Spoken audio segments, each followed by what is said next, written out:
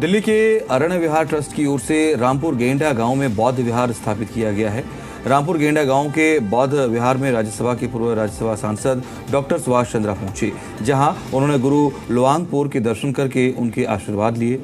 इस दौरान डॉक्टर सुभाष चंद्रा ने पूरे बौद्ध विहार का भ्रमण करके जानकारी भी ली। उन्होंने बौद्ध संस्कृति, ध्यान और शिक्षा से जुड़े कई पहलुओं पर गहन चर्चा की। बौद्ध विहार की ऐतिहासिक और आध्यात्मिक महत्ता को समझते हुए उन्होंने इसके विकास और उत्थान में सहयोग देने की इच्छा भी जाहिर की। इस दौरान बौद्ध अनुयायियों ने पूर्व राज्यसभा सांसद डॉक्टर सुभाष चंद्रा के समर्थन के लिए आभार जताया। डॉक्टर सुभाष चंद्रा का ये दौरा बौद्ध विहार के विकास के लिए एक सकारात्मक कदम माना जा रहा है, जिससे आने वाले समय में यहाँ नई पहल और सुविधाओं का विस्तार संभव हो सकेगा। इधर उद्योगपति रोशन लाल कंबोज ने कहा कि अरण्य संग्राम बौद्ध विहार में अब भिक्षुओं का एक संघ निवास कर रहा है।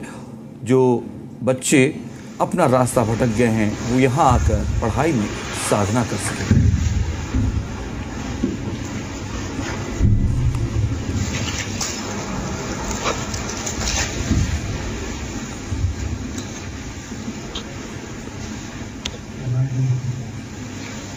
Are you doing well? You're from India and हमारे साथ हैं यमुनानगर से प्रसिद्ध उद्योगपति एवं समाज सेवक रोशन लाल कंबोज जी, और आज पहुंचे हैं ये बौद्ध विहार जो गेंदा रामपुर में बनाया गया। सर जी, बौद्ध विहार में आए हो आप लोग, जी जी, क्या कहना चाहते हैं? और बौद्ध विहार का जो साधना केंद्र है, ये विश्व का में 34वां है और हिंदुस्तान में जो है ये पहला एक साधना केंद्र है।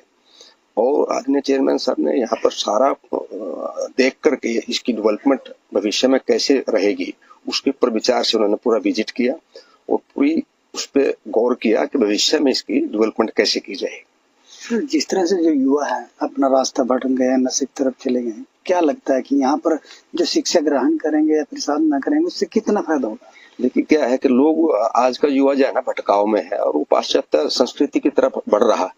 जो ये साधना केंद्र बुद्धिस्ट का यहाँ खुला है, इससे क्या है, क्योंकि ये इस तरह से साधना में जो यहाँ बैठते हैं तो मन शांत होता है, मन पवित्र होता है और मन में किसी तरह के दुष्विचार और गलत तरह की भावनाएं जो है मन में नहीं रहती।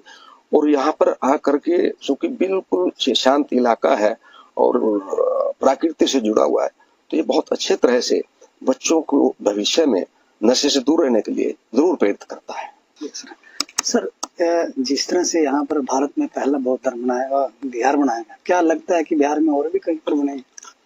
और भी कई जगह बनाएंगे या कैसे रहेगा? देखो अभी पहला बना है ये भारत की, भगवान बुद्ध तो भारत के ही थे जी, और उन्होंने ये विद्या खोजी और फिर इन्होंने बांटी। इससे बहुत लोगों का लाभ हुआ, भारत देश में ही नहीं विदेशों में भी गई। ये बड़ी दुर्भाग्य की बात है कि हमारे देश से विद्या लुप्त हो गई किसी कारण से। अब ये वापस लौटी है और ये विद्या लोगों का लाभ करेगी। तो ये भगवान बुद्ध ने यही सिखाया, पंचशील, जो 5 शीलों का पालन करना। खुद भी पंचशील का पालन करते थे, लोगों को भी पंचशील सिखाते थे। और फिर समाधि और प्रज्ञा यही सिखाया जो साधना के रूप में था। तो यही विद्या वापिस अभी उजागर होगी भारत देश में। और मेरे साथ यहाँ पर कुछ भिक्षुक हैं, उनसे भी जान लेता हूँ। जय गुरुदेव। कैसे हो सर आप? बौद्ध विहार के अंदर आप रह रहे हो, कैसा है? आप यमुनानगर का एरिया कैसा लगा? जैसा शायद कई लोग जानते हैं, ये जो क्षेत्र है ये आध्यात्मिक दृष्टि से बहुत ही पावन जगह है। कई विभिन्न समुदाय, कई विभिन्न संप्रदाय यहाँ बहुत अतीत से सन्यासी जीवन व्यतीत कर रहे हैं। खासकर कि जो चीन के पिलग्रिम थे श्वेनसांग, उनकी अगर हम गाथाएं पढ़ें 6वीं 7वीं शताब्दी में जब वो यहाँ आए तो उन्होंने पाया कि कई सारे बौद्ध विहार, कई सारे आश्रम यहाँ पे उनको मिले और कई हजार भिक्षु उनको यहाँ उन्होंने पाए।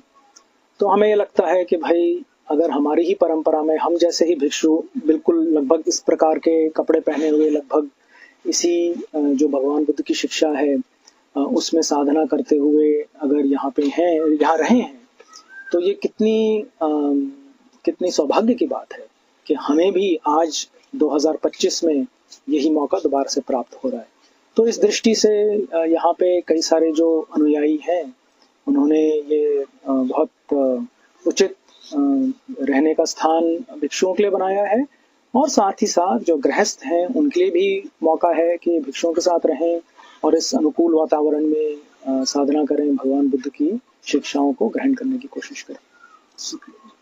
तो बौद्ध भिक्षुक बिहार के अंदर इस वक्त हम खड़े हैं।